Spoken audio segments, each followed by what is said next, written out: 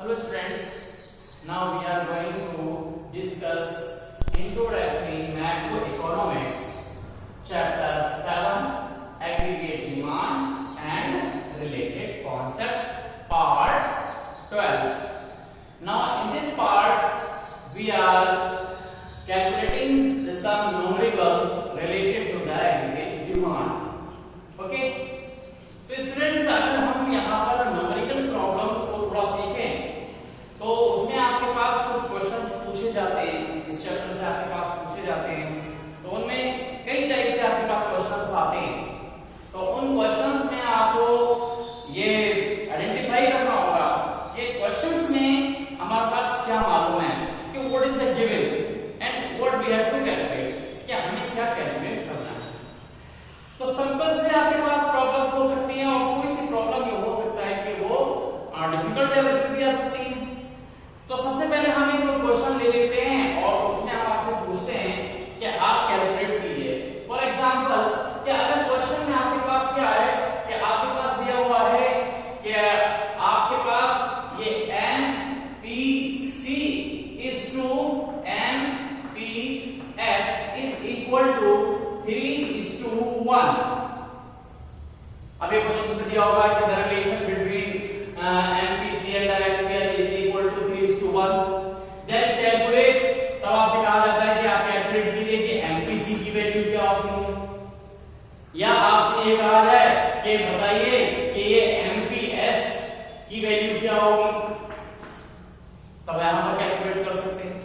तो कैसे करेंगे ये कैलकुलेट, तब हमें इसके मेथड्स को समझ में आना चाहिए और इसके लिए कुछ बेसिक जो आपके पास इंफॉर्मेशन है जो आपने आपके पिछले जो वीडियोस हैं उन्होंने आपको काफी बताई है, तो उनमें आप थोड़ा सा ध्यान करें और उसके बेस पर आप इसे सॉल्व कर सकते हैं।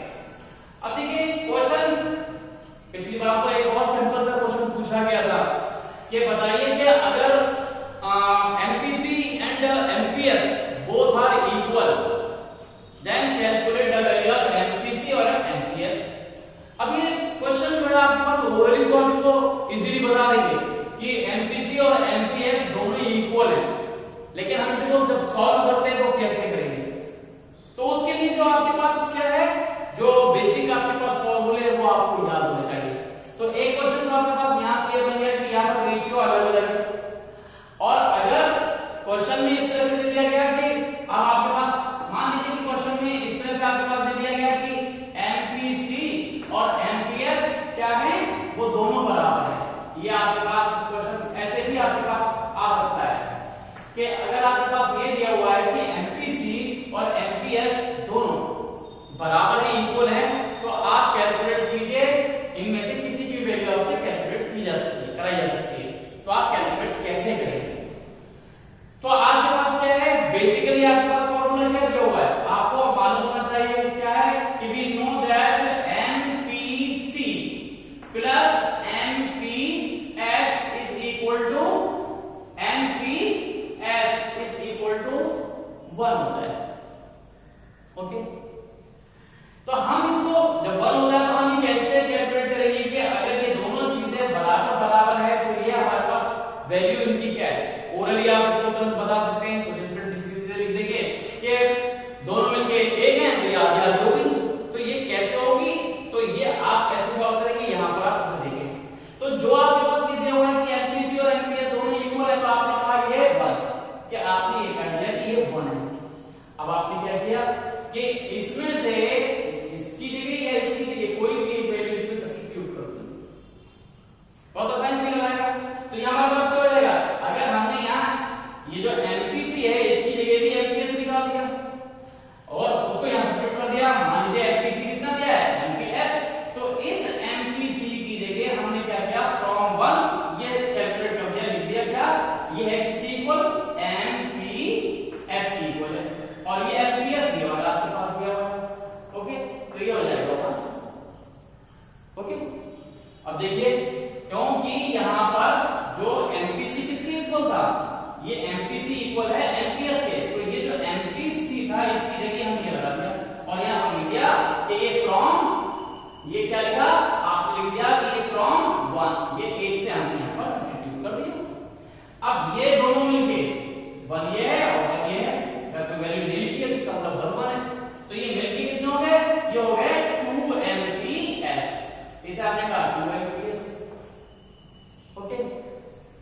अब सीधे से हम क्या कर सकते हैं, इस 2 को अगर हम दूसरी तरफ लेकर जाएं, इसको ट्रांसफर करें तो ये क्या हो जाएगा, MPS इज इक्वल टू क्या है 1/2।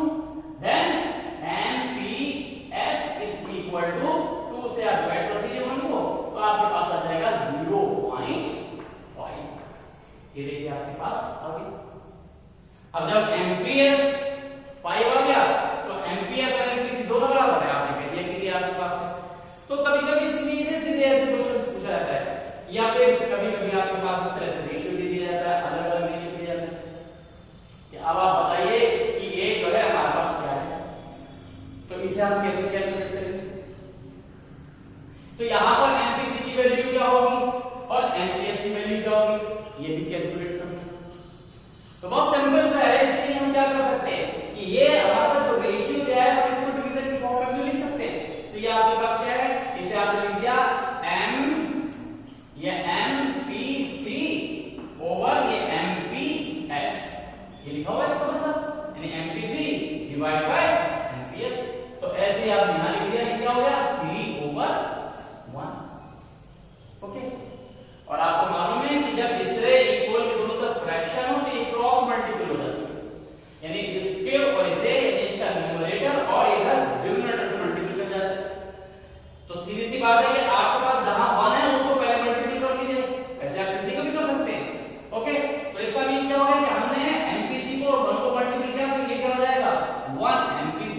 इसका मतलब है कि 1 MPC को हम लिख सकते हैं 1 MPC, और इसकी मल्टीपल से कर देंगे तो ये क्या हो जाएगा 1, और इधर इसकी मल्टीपल कर देंगे तो क्या हो जाएगा MPS इनटू ये 3 हो गया। ओके, अब ये क्या हो जाएगा, ये सीधे सीधा लिख सकते हैं, ये तो MPC हो गया, और ये क्या हो जाएगा 3 से मल्टीपल करने पर क्या आ जाएगा 3MPS। इसे आपने 1 कह दिया। अब आपके पास रेशियो बन गया, और फिर आपने इस वैल्यू को सब्स्टिट्यूट किया। आपको बात मालूम है, क्या पता है आपको, वी नो व्हाट MPC आगे क्या नाम, अब हमें मालूम क्या है ना, MPC plus MPS is equal to 1। Okay, अब हमने क्या किया, ये जो MPC है, देखो ये MPC आपके पास दिया हुआ है पर में, MPC किसके इक्वल है, ये 3 MPS के इक्वल है। अब इस 3 MPS को हमने इस MPC की जगह लिख दिया, तो हम इसको लिख सकते हैं। तो ये आपके पास क्या हो जाएगा 3 MPS और ये plus MPS is equal to 1। आपने यहां पर लिख दिया, ये क्या है फ्रॉम, आपने लिख दिया 1, एक से हम यहां सब्स्टिट्यूट कर दिया। अब ये 3 MPS और यहां पर 1 MPS, ये दोनों मिल जाएंगे तो कितने हो गए, ये हो गया आपके पास 4 MPS इज इक्वल टू 1। अब ऐसे यहां सॉल्व कर देंगे तो ये आपके पास क्या हो जाएगा MPS is equal to 1 over ये 4 इधर आ जाएगा। Okay, easy. अब इधर 4 से इसको डिवाइड कर देंगे तो MPS की जो वैल्यू होगी वो कितनी होगी, 4 से आप इसे डिवाइड कर देंगे। अगर आप डायरेक्टली इसको डिवाइड कर सकते हो तो ठीक है, नहीं तो आप इसको डिवाइड कैसे कर सकते हैं, बहुत इजी है कि आप यहां पर क्या कर सकते हैं, यहां पर 4 लिख दिया, अब आपका डिवीजन ये 1 से, अब ये 1 की ये 4 की टेबल तो आता नहीं, तो आपको डेसिमल का सिंबल पता है कि डेसिमल लगाकर आप यहां 0 ले लीजिए। ओके, अब आप 4 की टेबल यहां पे देखिए तो ये यहां पर आएगा, ये 2 बन जाएगा, तो ये आपके पास कितना हो जाएगा, ये 2 4 8। अब यहां से आपने इसको माइनस कर दिया तो ये आपके पास बचेगा 2, डेसिमल हम लगा चुके हैं, अब 0 के बाद हम ले सकते हैं, ये हो गया अपवर्ड हो गया।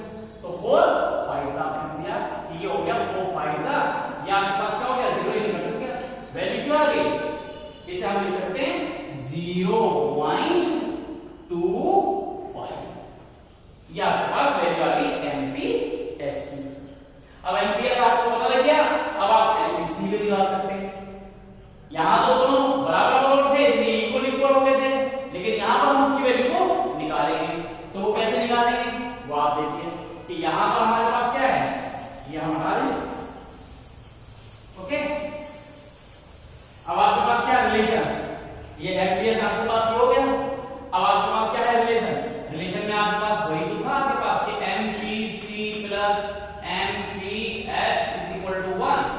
ओके, या तो आपको डायरेक्ट आपको मालूम है कि अब आपके पास ये एमपीएस पता हो गया, एमपीसी निकालना है, तो एमपीसी आप डायरेक्ट ले सकते थे कि सीधे सीधे आपके पास क्या है, या इस इक्वेशन में आप सब्स्टिट्यूट करो इनकी दोनों दो की वैल्यू, इसकी एक ये 0.25 यहां पर सब्स्टिट्यूट करो, या फिर आप डायरेक्टली अगर आपके पास फार्मूला आपको करना है, सीधे सीधे जो रिलेशन आपके पास करना है उससे आपके पास आ जाएगा क्या, अब आपको एमपीसी चाहिए ना, तो एमपीएस निकाल दिया, तो ये क्या हो जाता है 1 माइनस एमपीएस।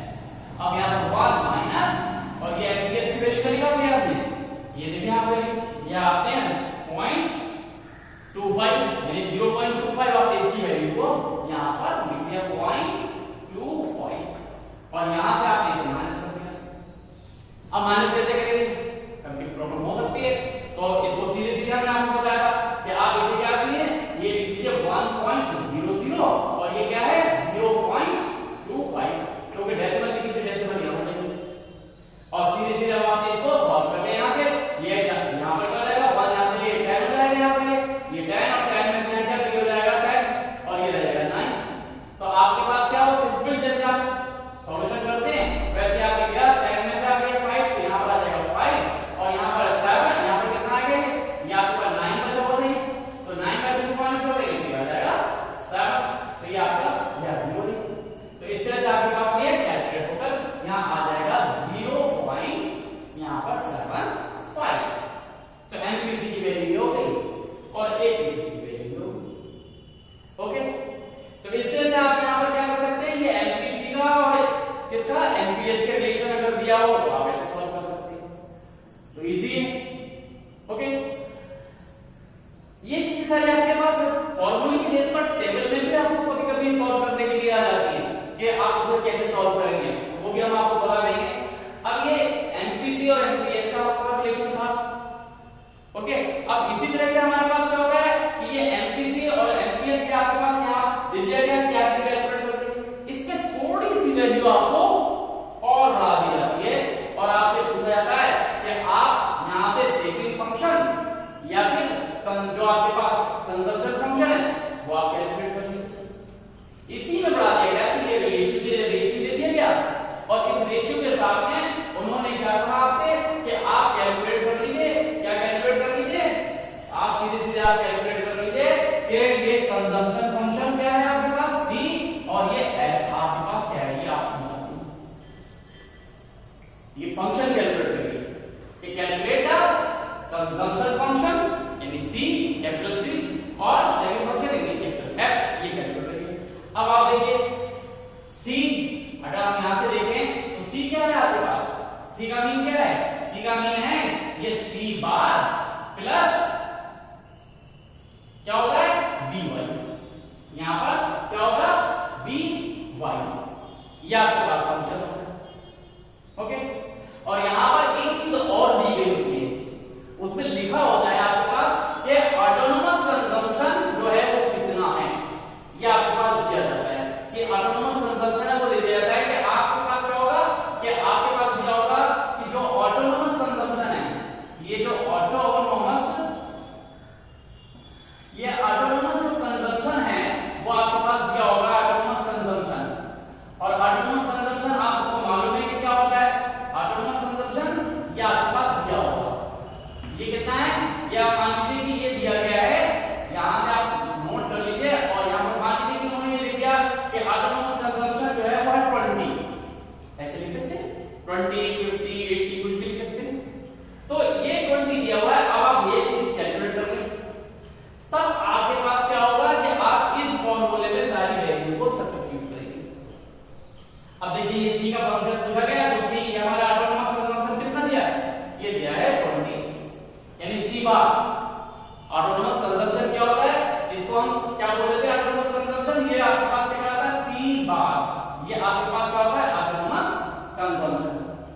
तो सीधे सीधे आपने यहां पर क्या लिख दिया कि ये क्या हो जाएगा, ये हो जाएगा 20 और प्लस अब by, b आपने निकाला, b क्या होता है एमपीसी, b की वैल्यू क्या है, b को क्या बोलते हैं एमपीसी, और एमपीसी ये है, एमपीसी मतलब b आपके पास क्या है ये, तो ये आपके पास जो इंडिकेट करता है ये सब क्या बोल देते हैं, ये आपके पास रहता है, इसे हम बोल देते हैं ये जो है हमारे पास b का रहता है।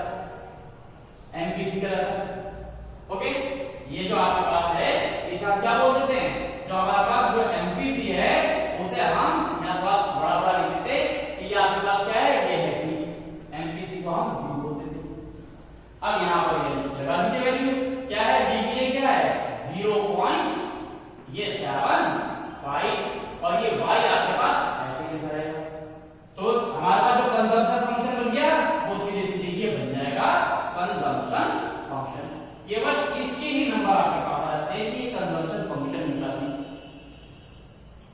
ओके, हाँ, अगर उसने कभी कभी आपसे कहा, एक इसमें और भी बढ़ सकता है क्वेश्चन कि y की वैल्यू, कि आपके पास क्या है, मान लीजिए कि जो नेशनल इनकम है वो 16,000 करोड़ रुपए है। अगर 16,000 करोड़ रुपए है तो यहां से आप कैलकुलेट कर लीजिए, तो आप उसे कैलकुलेट कर सकते हैं, सीधे सीधे आप वहां पर निकाल सकते हैं कि हमारे पास क्या है। ओके, तो ये जो हमारे पास वैल्यू है, हम क्या करेंगे, जैसे क्वेश्चन में हमारे पास दिया जाएगा वैसे हम इसके अंदर कैलकुलेट कर सकते हैं। अब जैसे उन्होंने एक छोटी सी वैल्यू इसके अंदर और डाल दी कि मान लीजिए कि इसके अंदर y की जो वैल्यू है, उन्होंने कहा कि जो कंजम्पशन है कोई भी वैल्यू आप ले लीजिए, 20,000 ले लीजिए, 1,000 ले लीजिए, किसी से आप इसको कैलकुलेट कर लीजिए। तो ये पहला तो आपके पास क्वेश्चन निकल आया कि ये आपके पास क्या हो गया, ये हो गया। ओके, अगर y की वैल्यू दी है तो ये भी निकल आएगा, बहुत सिंपल। अगर एमपीसी और एमपीएस दिया गया है और कंजम्पशन निकलवाया गया है आपसे, तो आपको पहले कंजम्पशन फंक्शन निकालना पड़ेगा। ओके, सी निकालना पड़ेगा और एस निकालना पड़ेगा। एस कैसे निकालेंगे, एस भी आपको मालूम है कि एस कैसे निकालते हैं, एस इक्वल टू था माइनस एस बार और प्लस का ए वाई। ए क्या है, एमपीएस। ए क्या है, एमपीएस। और जो ए हमारे पास क्या है, इसे आप बोल देते हैं ए, क्योंकि ये जो आपने निकाला है इसी को हम कह सकते हैं ये ए है। एमपीएस जो है वो हमारे पास क्या है, ए। और अगर इक्विलिब्रियम पर देखें तो ये आपको मालूम है कि जो एस बार है वो किसके इक्वल होता है, सी बार के इक्वल होता है। तो यहां पर क्या हो जाएगा, जो आपके पास सी बार है वही आपके पास एस बार हो जाएगा। तो मतलब यहां पर ये सेविंग फंक्शन क्या हो जाएगा, आगे हो जाएगा माइनस का 20 और यहां पर प्लस का ए। ए क्या, ए जो एमपीएस। एमपीएस का मतलब है 0.25 और y की, तो ये सेविंग फंक्शन आपके पास आ जाएगा। अगर यहां से आपने कैलकुलेट कर दिया है तो ये हमारे पास क्या हो जाएगा, ये सेविंग फंक्शन हो जाएगा इस तरह से। और इसी में अगर सेविंग पूछा गया है तो सेविंग में y की वैल्यू दी गई होगी। नेशनल इनकम कितनी दी है, जैसे मान लीजिए नेशनल इनकम 20,000 करोड़ दे दी, तो यहाँ 20,000 यहाँ लगा दीजिए, इसको मल्टीप्लाई कर दीजिए, जो वैल्यू है इसमें ऐड कर दीजिए, आ जाएगा आपके पास। या 100 कह दी, यहाँ पर 100 भी कह दिया होता है कि 100 है, 100 है आपके पास y, तो 100 से इसकी मल्टीप्लाई कर लेंगे, वो इसमें ऐड कर देंगे। एग्जांपल के लिए हम ले भी सकते हैं, सीधे सीधे अगर ये हमारे पास है तो हम यहाँ पर ले सकते हैं सीधी वैल्यू। अगर मान लीजिए क्वेश्चन में उन्होंने दे दिया कि नेशनल इनकम आपके पास कितनी है, मान लीजिए कि आपके पास 100 करोड़ है। ओके, तो 100 करोड़ अगर आपके पास नेशनल इनकम है तो यहां पर आपके पास क्या करना पड़ेगा, आपको अगर कंजम्पशन निकालना है तो कंजम्पशन आप कैसे निकालेंगे, कंजम्पशन फंक्शन में आपने क्या किया कि कंजम्पशन फंक्शन ये था आपके पास, ये कंजम्पशन फंक्शन है, तो यहां पर आपने क्या किया कि जो वैल्यू है यानी सी निकालना है आपको, तो ये 20 और प्लस 0.75 और मल्टीप्लाई किससे कर देंगे, y से मल्टीप्लाई कर देंगे, तो ये आपके पास क्या हो जाएगा 100। अब आपके पास क्या हो जाएगा, c इक्वल टू हो जाएगा 20 हो गया और प्लस इसको मल्टीप्लाई कर दीजिए 200, यानी कि आपके पास कितना हो जाएगा, ये आपके पास क्या हो जाएगा 75। यानी कि अगर हम देखें तो 0.75 से ये दो जीरो लग जाएंगे, इसके आगे ये रेस का बन जाएगा, तो ये आपके पास कितना हो जाएगा, इसका मतलब जो c हो गया वो आपके पास कितना हो जाएगा, यहां से आपने ऐड कर दिया तो ये हो जाएगा 95। यहां पर कितना हो जाएगा, ये दो आप इसके जीरो लगा दें तो ये आपके पास 75, इसके अंदर आप जीरो लगाएंगे तो दो के बाद आपके पास ये ऐड हो जाएगा और यहां से आपने इसमें ऐड करके इसको इसमें ऐड करते तो ये 95, इस तरह से आपके पास हो जाएगा। ओके, तो सीधे सीधे से हमारे पास बात होती है कि अगर ये वैल्यू हमारे पास क्या आ जाएगा, इसको इससे मल्टीप्लाई करते 75 है, 75 में ऐड कर देंगे तो हमारा कंजम्पशन दिया है, इस तरह से हम यहां पर निकाल सकते हैं। ओके, तो ये चीज जो हमारे पास आ जाती है वो हमारे पास सेविंग अगर निकलवाई जाए तो सेविंग भी आप ऐसे निकाल सकते हैं कि एक वैल्यू दी हुई है, उस वैल्यू को आपने सब्स्टिट्यूट किया और सीधे सीधे उसे लगा दिया। ओके, तो ये आपके पास इस तरह से ये वैल्यू आपके पास आ जाएगी। ओके, अब ये तो एलपीसी के साथ में था रिलेशन। कभी कभी क्वेश्चन एपीसी के साथ भी पूछा जाता है। एपीसी या मतलब एपीसी का जो रिलेशन है वो दिया गया है और फिर आपसे कहा गया कि आप कंजम्पशन निकालिए या फिर आपसे कहा जाए कि आप सेविंग निकालिए, तो आप उसको कैसे कैलकुलेट करेंगे, तो उसे भी आप देखेंगे कि वो हम हमारे पास क्या है, उसे हमें नॉमिनल रेशियो से हम समझ सकते हैं। अब वो आप कैसे समझेंगे जरा देखिए। मान लीजिए कि जो आपके पास एपीसी है और एपीएस, इन दोनों का क्या दिया हुआ है, रेशियो यानी रिलेशन दिया हुआ है। हम एक एग्जांपल ले लेते हैं, ऐसी कोई हाइपोथेटिकली एग्जांपल अपने मन से आप ले सकते हैं। बुक में आपके पास बहुत सारे उससे नॉमिनल रिलेटेड मिल जाएंगे। मान लीजिए कि आपने कहा कि जो एपीसी और एपीएस, ये देखिए एपीएस यानी एवरेज प्रोपेंसिटी टू कंज्यूम और एवरेज प्रोपेंसिटी टू सेव, इन दोनों का हमें रेशियो मालूम है। अब दिया गया क्वेश्चन में मान लीजिए कि आपके पास ये दिया गया है कि यह 5:3, ये आपका रेशियो है। ओके, अब इसमें कह दिया गया कि अगर नेशनल इनकम यानी वाई की वैल्यू या अगर किसी पर्सन के बारे में कहा गया तो उसमें कहा कि ये भी मान सकते हैं डिस्पोजेबल इनकम। डिस्पोजेबल इनकम का मतलब है कि आप जो इनकम खर्च कर सकते हैं वो टोटल आपके पास। अब यह नेशनल इनकम मान लीजिए कि आपके पास कितनी, यहां पर एक एग्जांपल दिया ये 16,000 रुपये कि 16,000, चलिए इसको करोड़ लिख दीजिए, इतने करोड़ में आपके पास इनकम है। तो कंट्री की अगर नेशनल इनकम 16,000 करोड़ है तो आपको यहां पर जो कैलकुलेट करना है वो आपको क्या करना है, बताइए कि कंजम्पशन कितना है या बताइए आपके इसके अंदर सेविंग कितना है। मतलब यहां से पूछ लिया जाए कि आप बताइए सी की वैल्यू क्या है और कंट्री में जो एस है इसकी वैल्यू क्या है, ये आपसे पूछा जा सकता है। तो ये रेशियो से रिलेटेड कोई ना कोई क्वेश्चन आपसे जरूर पूछ लिए जाते हैं, तो इन्हें आपको समझ में आने चाहिए। तो आप इसे कैसे कैलकुलेट करेंगे, तो इसे कैलकुलेट करने का भी कोई तरीका है आपके पास, जो आपने सॉल्व करना है वही हमारे पास है कि एपीसी और एपीएस दोनों को मिला दे तो कितना होगा। आपको मालूम है कि सीधे वो 1 होता है, सीधी सी बात है। आपने वही यहां पर यूज किया कि ये एपीसी और एपी जो आपके पास क्या है एस, ये आपके पास 1 है, सॉरी 1, ये 1 है। यहां पर एपीसी और एपीएस की वैल्यू आपको पता नहीं है, तो यहां से हम क्या करेंगे कि इसमें रिलेशन बना देंगे। रिलेशन कैसे बनाएंगे, रिलेशन बनाने के लिए क्या है कि आपके पास ये मालूम है, इसको हम कैसे लिख सकते हैं, इसको हम ऐसे लिख सकते हैं एपीसी ओवर ये क्या हो जाएगा एपीएस इज इक्वल टू, ये हमारे पास देखिए कितना हो गया, ये हो जाएगा 5 ओवर कितना है, ये है 3। ओके, तो यहां से आप देखिए ये क्या हो गया आपके पास, यहां से आप क्रॉस मल्टीपल कर लीजिए।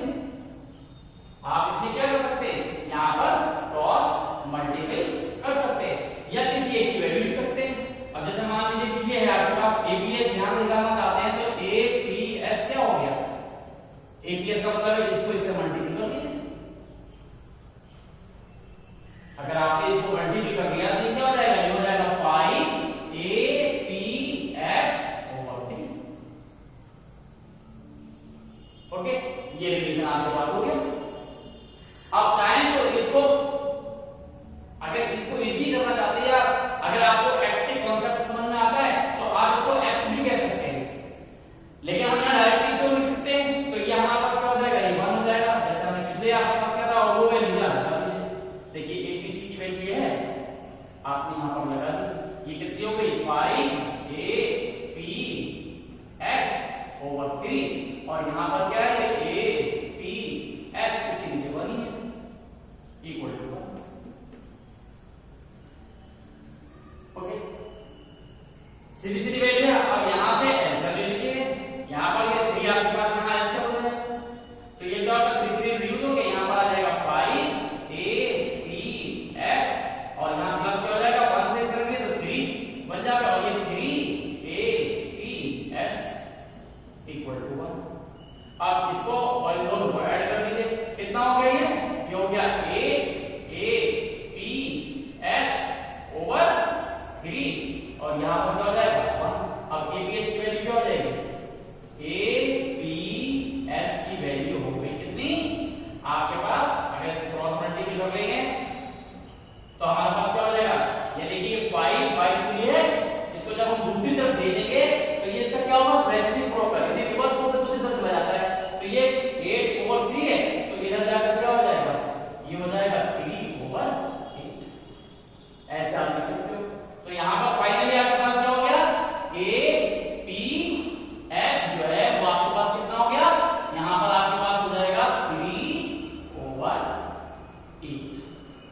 आपके पास क्या आ गया, एपीएस।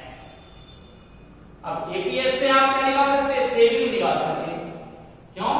क्योंकि एपीएस का आपको फॉर्मूला मालूम है। अब एपीएस का फॉर्मूला क्या होता है, अगर हम यहां से देखें एपीएस का जो हमारे पास फॉर्मूला होता है वो सीधे क्या होगा, वो आपके पास क्या होगा, वो आप यहां पर देख सकते हैं। कैसे, ये देखिए एपीएस क्या होता है, एपीएस इक्वल टू होता है एस ओवर वाई। ये आपके पास हो गया। अब एपीएस की वैल्यू ये दी हुई है, ये आपने लिख दिया यहां पर, ये हो गया 3 ओवर 8। एस आपको निकालना है, वाई आपको दिया हुआ है, ये आपके पास है 16,000। अब ये क्रॉस मल्टीपल कर दीजिए, इसकी मल्टीपल हो जाएगी, इसकी मल्टीपल हो जाएगी, तो ये एस के साथ दिया जाएगा। तो या इसको आगे से लिखिए 3 इंटू ये 3 इंटू, अगर पहले इसी की मल्टीपल कर दीजिए, क्या आपके पास क्या हो जाएगा, 8 into S equal to 3 into 16,000। ओके, अब अगर आपको एस निकालना है, एस इक्वल टू, तो ये जो हमारे पास 8 है ये इसके डिनोमिनेटर में आ जाएगा। तो आप मल्टीपल ना करें, सीधे उसके डिनोमिनेटर में आप लिख दीजिए उसके, ये 8 में आ जाएगा। अब इसे कट कर दीजिए, 8 2 जा 16 और ये 2 3 जो इसके साथ आ जाएंगे, ये कट गए। तो आपके पास s की वैल्यू क्या हो गई, s हो गया 3 2 जा 6, तो ये 6,000 आपके पास क्या आ जाएगा, करोड़। ये क्या क्या आपके पास, फाइनली सेविंग आपके पास आ गई। ओके, ये आपके पास इस तरह से आपके पास ये आ गई। तो ये आपके पास इस तरह हम इसको कैलकुलेट कर सकते हैं। अगर हम आपसे कहा गया कि आप इसकी कंजम्पशन को निकालेंगे, तो कंजम्पशन निकालने में क्या करना पड़ेगा आपको, कंजम्पशन के लिए एपीसी चाहिए। तो एपीसी हम कैसे निकालेंगे, तो एपीसी निकालने के लिए आपको क्या करना पड़ेगा, आपको जो आपका फॉर्मूला मालूम है वो आप देख लीजिए, वो क्या होता है देखिए, वो आपके पास क्या होगा, वो आप देख लीजिए यहां पर कि आपके पास एपीसी क्या होता है, 1 माइनस एपीएस। ये देखिए यहां से 1 माइनस एपीएस की वैल्यू क्या थी, ये 3 हो रही है,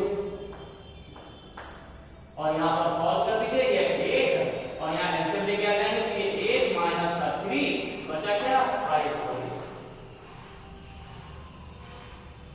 ओके नहीं हो गया, बस अब यहां पर आपने क्या किया, इसकी वैल्यू को यहां से आपने सॉल्व कर दिया कि आपके पास एपी ये एपीसी है, एपीसी का आपके पास मालूम है फॉर्मूला क्या होता है, एपीसी इक्वल टू क्या होगा, सी ओवर वाई। ओके, तो यहां पर एपीसी क्या हो गया, 5 over 8 is equal to C over ये 16,000। क्रॉस मल्टीप्लाई कर देंगे तो 8 इंटू सी इक्वल टू ये कितना हो जाएगा, 5 इंटू 16,000, और c की वैल्यू हो जाएगी, c इज इक्वल टू ये 5 इंटू 16,000 ओवर ये 8, इसके नीचे आ जाएगा बिल्कुल वैसे, और यहां से आप ये 2000। तो यहां से फाइनली जो आपके पास c की वैल्यू आ गई वो क्या होगी, 5 2 10, ये 10,000। तो इस तरह से ये आपके पास वैल्यू आ जाएगी। ओके,